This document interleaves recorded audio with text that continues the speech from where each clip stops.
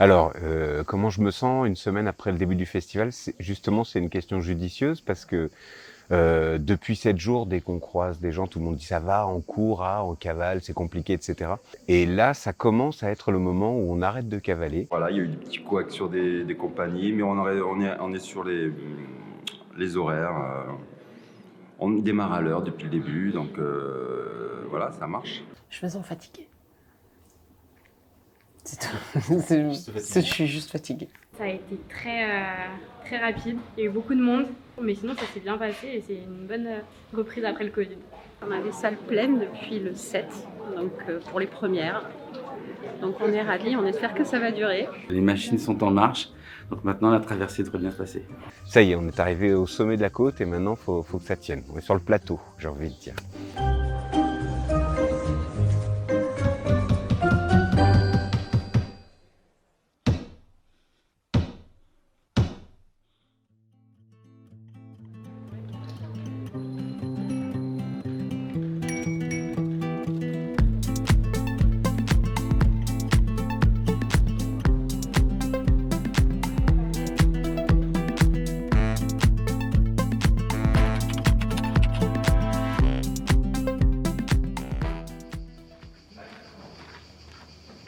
Il y a peut-être autant de réponses qu'il y a de théâtre ou de situations ou de contextes, parce que le Festival d'Avignon, c'est quand même un truc à part, hein.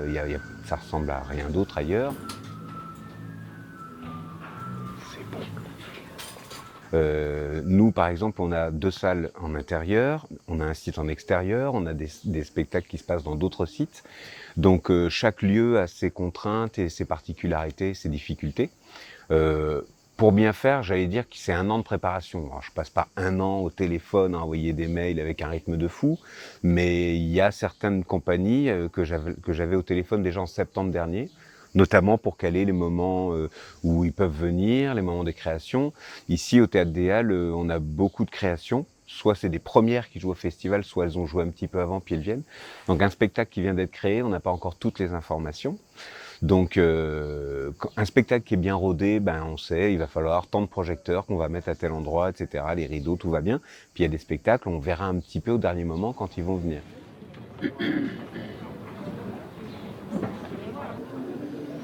On va être bon. On le prépare presque 1 an à l'avance, où on rencontre des compagnies. On a des premiers contacts pendant le festival, là, pour l'année prochaine, la plupart du temps. Ensuite, nous, on a un travail d'accompagnement des compagnies à l'année. Donc, on les rencontre quand ils viennent chez nous en résidence faire des moments de création et on voit déjà les premiers aspects techniques, là où va falloir trouver des solutions, quoi.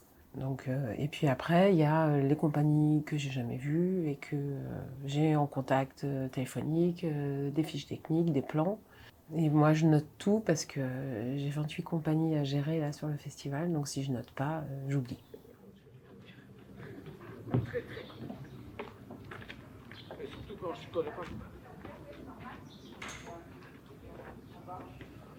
Je pense que la planche, faut qu'elle aille un peu plus.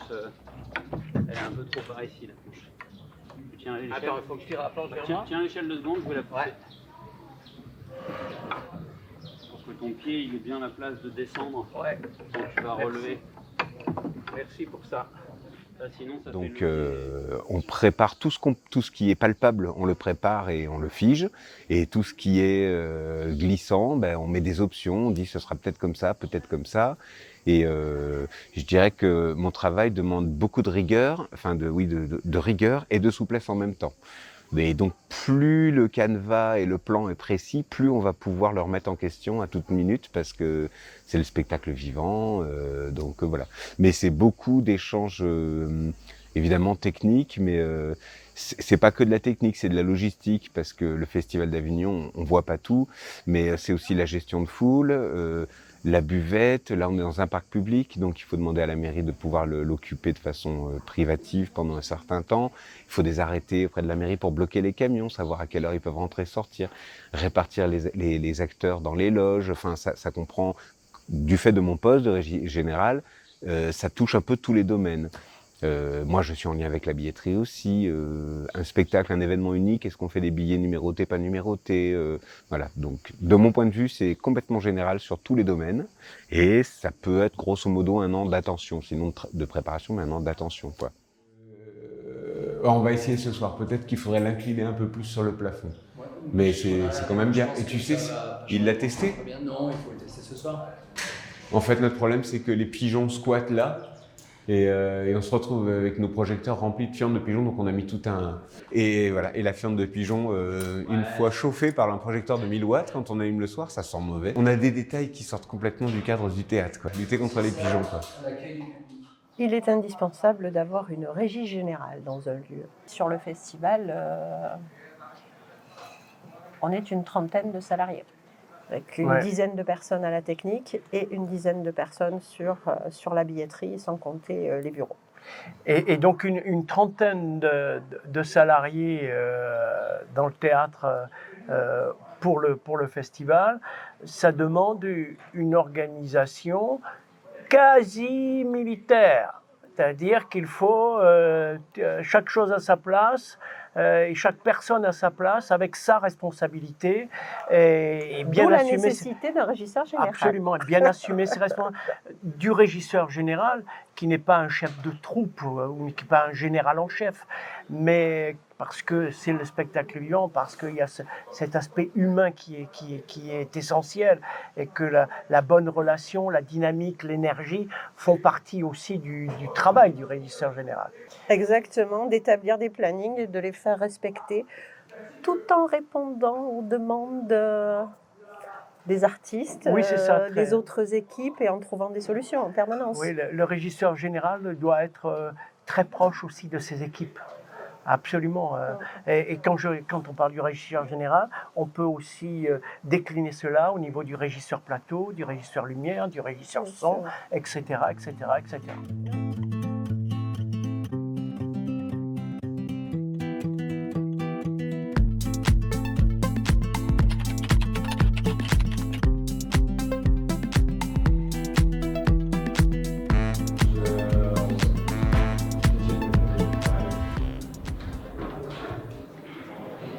Et Thomas, tu te mets en place ?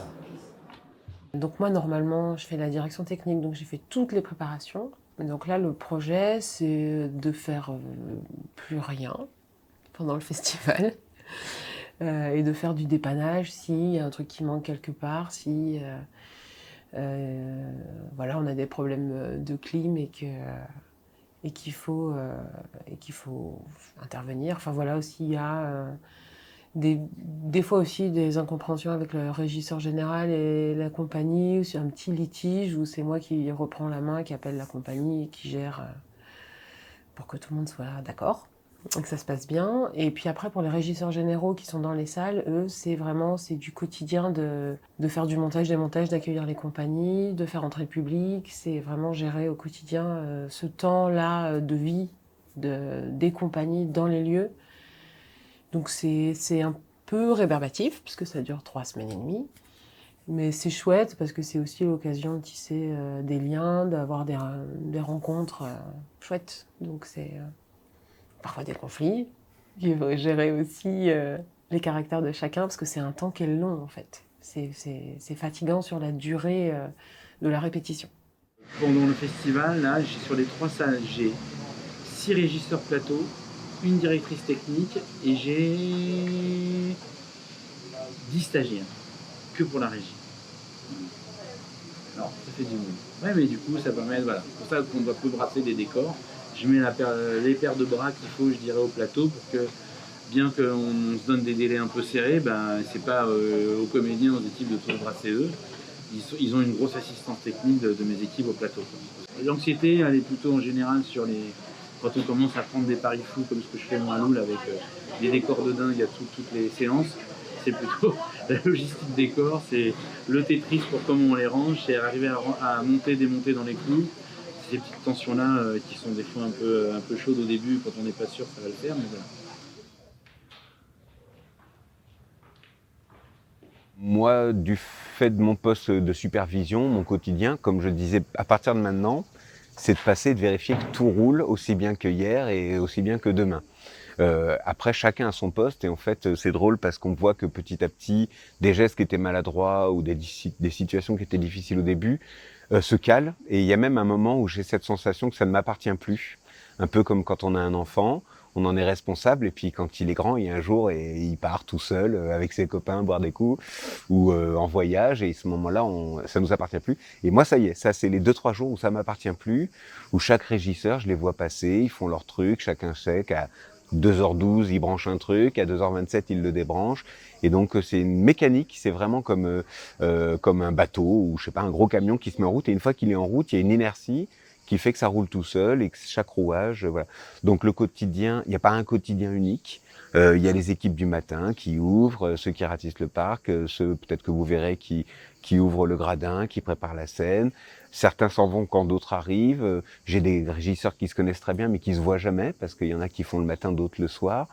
Et voilà, et au bout d'un moment, on rentre dans une routine en fait, quoi. Et la deuxième phase de l'exercice, c'est de tenir bon jusqu'à la fin et d'être avec le même niveau de qualité, d'exigence, de rigueur, voilà.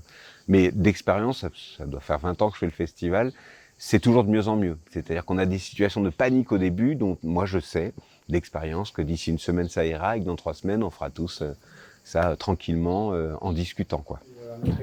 On a un autre souci. Il y a une autre rondelle qui a disparu. Merci d'avoir réglé celui-là déjà. Mais il y a quand même quelqu'un. En fait, il faut trouver un système pour que ça tienne, quoi. Parce que quand ils vont ouvrir le rideau, ça va se barrer. Donc on avait vissé une rondelle avec un... Mais on peut mettre autre chose, hein. Ouais. Ce qui est bien, c'est d'avoir un deuxième crochet comme ça. Ouais, c'est ce que j'étais en train de me dire. Bah ça peut-être qu'on... un double crochet, non, c'est pour ça. On avait bricolé un truc, franchement, il suffit d'une rondelle et d'un boulon. Et puis...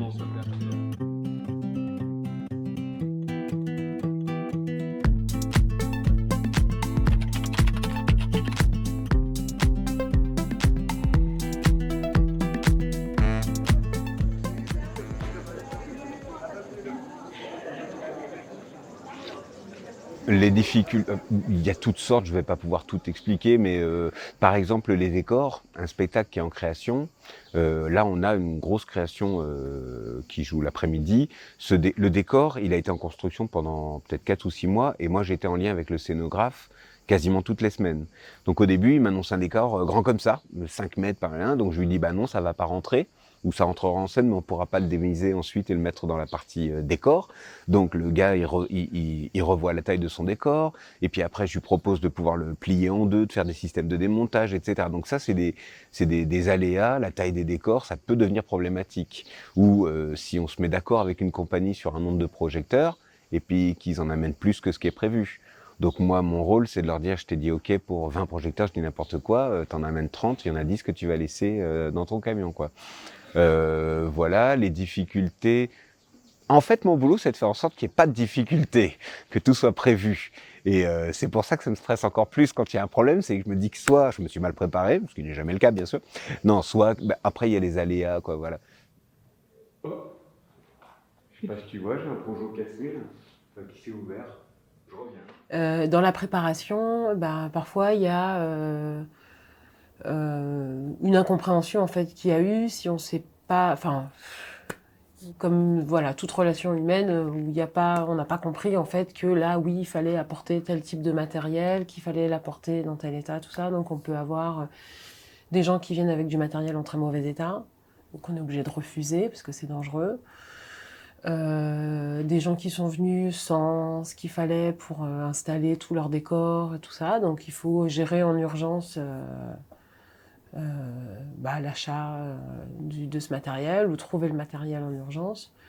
Donc c'est plutôt vraiment le montage de la préparation à ce moment-là où il peut y avoir un peu du conflit, ou des gens qui sont pas très bien préparés ou des clims qui tombent en panne.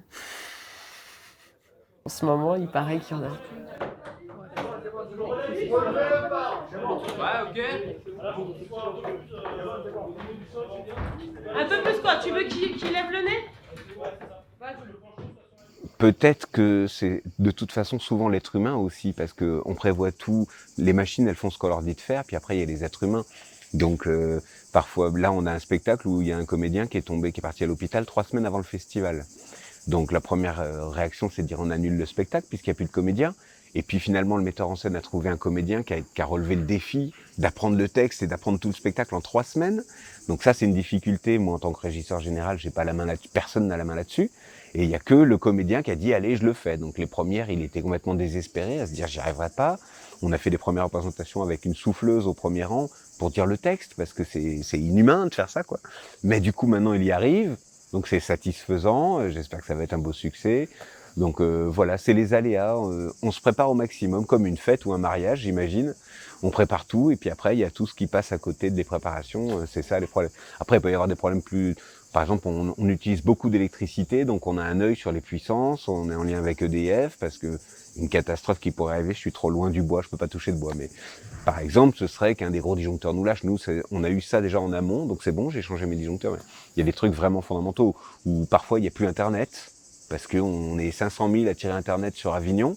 Donc je sais pas, eux de leur côté, les SFR et Bouygues et autres, est-ce qu'ils gèrent le débit, mais si d'un seul coup il n'y a plus Internet, il n'y a plus de billetterie, il n'y a plus de liens techniques, de mails, etc. Voilà, donc il peut y avoir plein de causes, ou la buvette qui s'est pas fait livrer ses courses ce matin, donc elle a plus d'eau gazeuse. C'est des trucs, c'est vraiment très varié, quoi.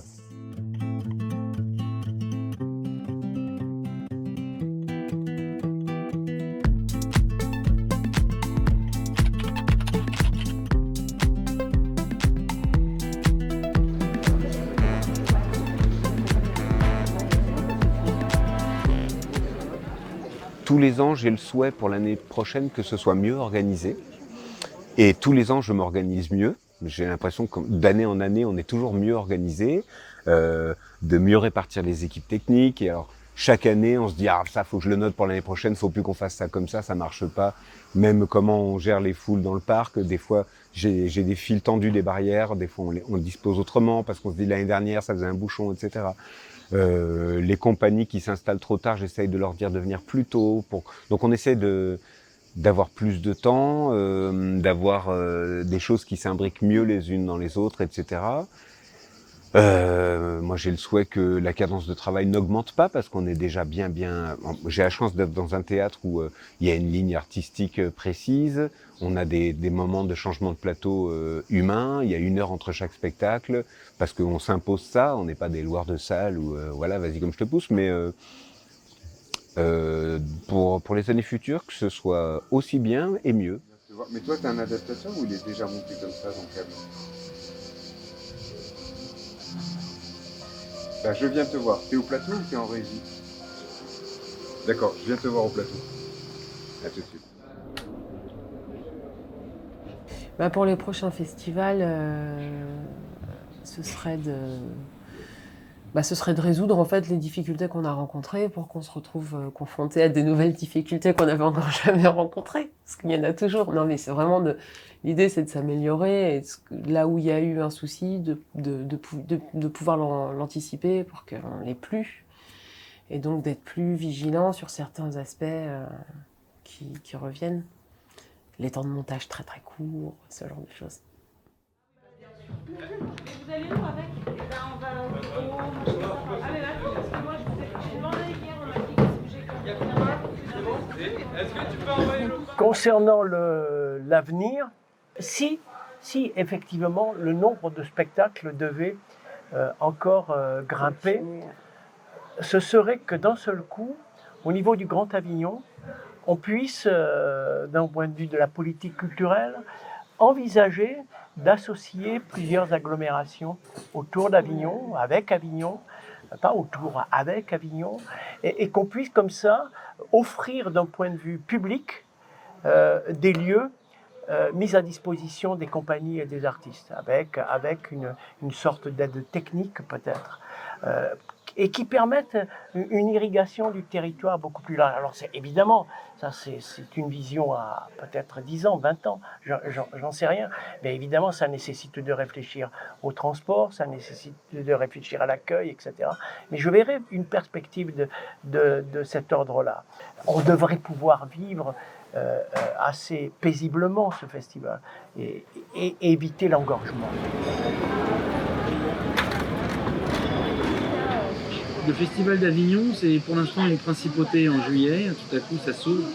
Mais c'est pas à la hauteur de cette grande cité du théâtre de soutien à l'art vivant que ça pourrait être. Et je crois qu'on ne mesure pas assez. Le festival offre, rien que le offre, c'est 48 millions d'euros de retombées sur la ville en économie, c'est énorme, au mois de juillet. Retombées directes. On ne mesure pas assez que ce festival n'est pas immortel. Il faut travailler à le rendre aimable, à le solidifier, et pour ça, ça ne pourra pas passer que par des initiatives qu'on va prendre pour le mois de juillet. Ça passera forcément par une construction, une espèce d'architecture qui prendra la ville, qui consacrera la ville toute l'année au théâtre. Cette phrase d'Eric von Stroheim qui disait « Lui, je suis l'acteur que vous adorerez détester », je crois que le Festival d'Avignon, pour l'instant, est le festival qu'on adore détester. Ça peut être la cause de sa mort future. C'est qu'à un moment donné, on finisse par plus le détester que adorer le détester. Et pour ça, eh bien, il faut qu'il se rende aimable le reste de l'année. C'est une chance inouïe qui nous arrive tous, on en a conscience, d'avoir un lieu qui, en un mois, a fait son modèle économique de l'année. Et de cette chance-là, il faut que petit à petit, ça devienne contagieux, cette chance. Il faut qu'on soit dans une empathie, un écosystème toute l'année avec ce marché de l'art vivant pour que ça devienne une vraie cohérence, ce Festival d'Avignon, pour que ce soit un accouchement en juillet d'un travail qui a commencé en septembre, qui se termine en juin, et que tout à coup, il y a une libération en juillet qui est juste le fruit de la cohérence de tout ce qu'on aura fait toute l'année. Ça n'existe pas ou très peu pour quelques compagnies, quelques Avignonnais qui sont là à l'année, mais c'est une exception, il faut que ça devienne la règle.